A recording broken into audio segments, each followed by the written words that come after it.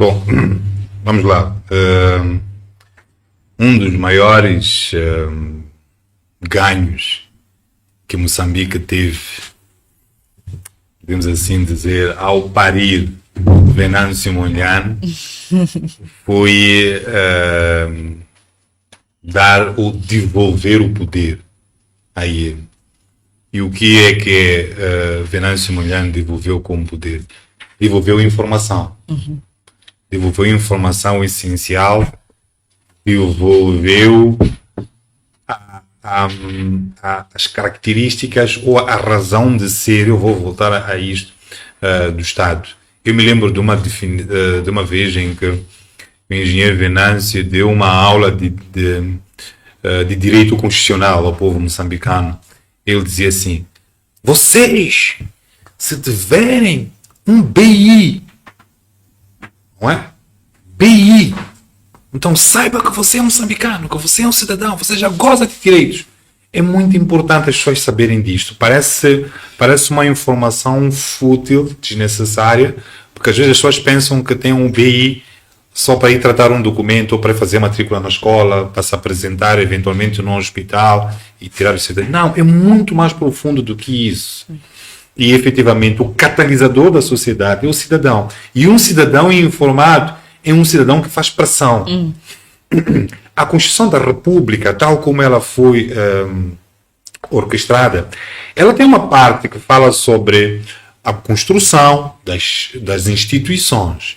Mas essas instituições, exatamente pela propensão que elas têm de serem abusivas, portanto, um indivíduo, quando tem muito poder, já repararam, por exemplo, nas crianças, se você tem dois miúdos, um de 7 e um de 10, principalmente se aquele de 10 for ligeiramente mais gordo, não sei o quê, ele tende a abusar o mais novo. Ele tende a abusar os mais novos. Tem vários elementos que lhe... Você é um miúdo, não sei o quê. Então, nós temos isto. Então, tendencialmente, o detentor de um poder é sempre um potencial abusador da força. E nós temos um histórico, isto é mesmo da história, em que nós tivemos uma frente de libertação de Moçambique, não era a Frelimo, era uma frente, era um grupo de moçambicanos, não é, que se uniu, movimento. Exatamente, um movimento que tinha um determinado objetivo. Quando se faz a transição para a nossa primeira Constituição, a nossa primeira República, confundiu-se esta frente de libertação de Moçambique com o Estado. O advento da Segunda República, que é a Constituição de 1990, não eliminou esta ilusão, não é, de que efetivamente este grupo, não é, este partido já não é o Estado. Eles continuaram a ter esta ilusão. Então, mas também não foi só isso. É que mesmo as forças securitárias, portanto, as forças que exercem o poder para proteger, para gerar justiça em Moçambique, ainda continuam com esta ilusão de que eles devem vassalagem. Devem vassalagem. Portanto, isto é um processo que tem que ser levado. Eu vejo alguns, académicos que têm dificuldade de perceber que ele é livre. Sim. Ele pensa que por dar aulas numa universidade pública advém de um favor, não é, que alguém lhe prestou. Portanto, ele não consegue encontrar nele a legitimidade pelo fato de ele estar ali na docência, que ele exerce ter um papel social, um papel cultural, não, ele é uma referência. Ele não vê as coisas assim. Portanto, nós temos isto. Portanto, a grande batalha que nós temos é ir construindo esta ideia de que você é um cidadão moçambicano, você pertence a este país, mas também não é só este oprimido, é também que nós precisamos das instituições que nos protegem, nós precisamos de polícia, mas também precisamos de um polícia que percebe qual é o seu papel e que ele perceba quais são os seus limites. Então, este jogo de ter uma autoridade que não deve se exceder e ter um cidadão que não deve se acanhar. Exato. é a grande fórmula, né, que nós temos que ir encontrando O equilíbrio, o equilíbrio, exatamente. Portanto, estas manifestações por aí, é isso mesmo, isto aqui é dialética, isto aqui é um país que está a crescer. Muita gente fica incomodado com isto, mas é a maneira de ser. E veja que quando eu falei sobre a Constituição, ter um grupo de normas que dizem quais são as instituições que gerem o Estado, mas ela também depois criou, principalmente a partir da revisão da Constituição de 2004, criou um grupo de direitos, não é? Que visam essencialmente conferir poder também a cada cidadão para se defender dos excessos das autoridades. Ou por outra, como já o regulador, o legislador já prevê estes excessos a partir dessas instituições que fazem o Estado, ele criou um grupo de direitos exatamente para municiar o cidadão, não é, de armas para ele poder dizer não, este limite não é? Eu tenho direito a um nome. Se eu tenho direito a um nome, eu tenho direito à família. Eu tenho direito à família, eu tenho direito a uma casa, eu tenho direito a caminhar, a reunir-me, a abraçar o senhor Manique.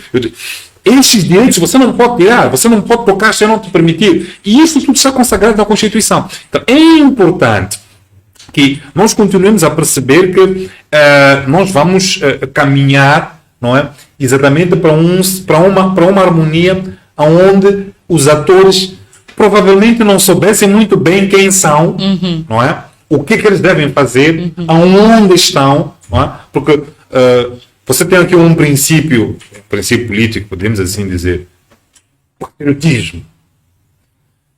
Muitos não sabem o que é patriotismo.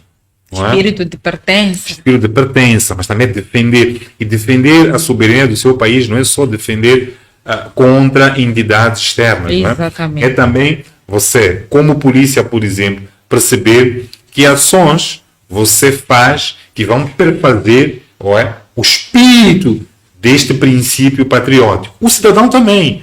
Eu vou dar um exemplo. Hoje eu estive a sair de casa, foi uma coisa insólita, a mesma minha saída, havia um engarrafamento tremendo. A polícia não estava lá, infelizmente. Nós precisamos da polícia, precisa ficar claro isto. A polícia não estava lá, que é para ajudar o cidadão moçambicano. Mas o cidadão, o automobilista, sabe quais são as regras de trânsito. Entretanto, ele deliberadamente viola. Este também é um tipo de excesso que tem que ser combatido. Mas eu, naquele momento, como muitos não se respeitavam, eu tive que descer do meu carro e fiquei cerca de 30 minutos a orientar o trânsito. Quer dizer, assim, hoje fiquei 30 minutos como verdadeiro polícia de trânsito. Até apareceram os polícias que estavam numa outra missão, depois apertei a mão e disse, já vos devolvo o trono, eu tinha que sair para outras coisas, incluindo vir para aqui. Mas é um exemplo, não é? Este é um exemplo de como ambas partes têm tido excessos. E nós temos que caminhar para uma situação, nós temos que gostar de estar na estrada e perceber que temos a confiança de que o outro cidadão, nem precisa ser sempre a polícia, mas o outro cidadão vai respeitar o código de estrada. Exato. Então, isto é muito importante, não é? Então, quando nós chegarmos a essa altura, que ainda não chegamos, porque nós vamos aqui à África do Sul, há um semáforo que não está a funcionar, ou um entroncamento que não tem semáforo, ainda assim, mesmo no período do pico, não é? Não há os engarrafamentos que aqui se registram, não é? Então, quando nós percebemos este tipo de fenómenos aqui em Moçambique, então, nós temos que classificar que ainda não atingimos, provavelmente, a metade daquilo que era esperado. Portanto, não é só a polícia, mas também o cidadão tem que gostar, não é, de se informar. E voltando a isto que acredito que terá sido um dos maiores ganhos para Moçambique, que é ter o engenheiro Venâncio como um iniciador de informação.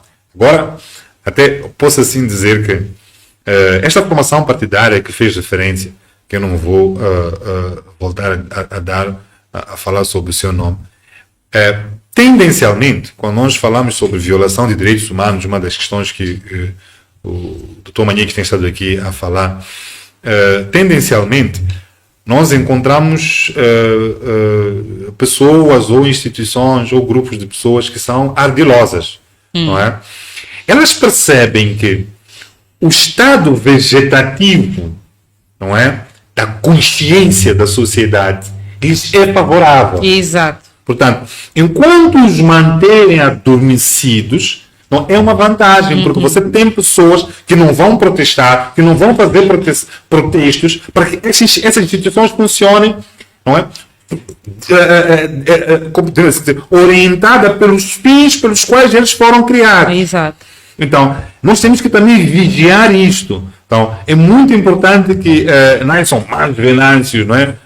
Não são mais doutores Maniques, não são mais Fênix e por aí em diante, que é para nós construirmos uma nação onde verdadeiramente temos instituições e leis que funcionem. Voltando aqui àquela máxima que eu dei, o fim último das leis e das instituições que perfazem o Estado é deixar as cidadão pessoas felizes. E nós, como cidadãos moçambicanos, não somos felizes porque as nossas necessidades não são só necessidades físicas, né? Mas também psicológicas, sociais, culturais, por aí em diante. Elas não estão a ser satisfeitas. E todas essas dimensões, seja cultural, social, econômica, já está previsto na Constituição.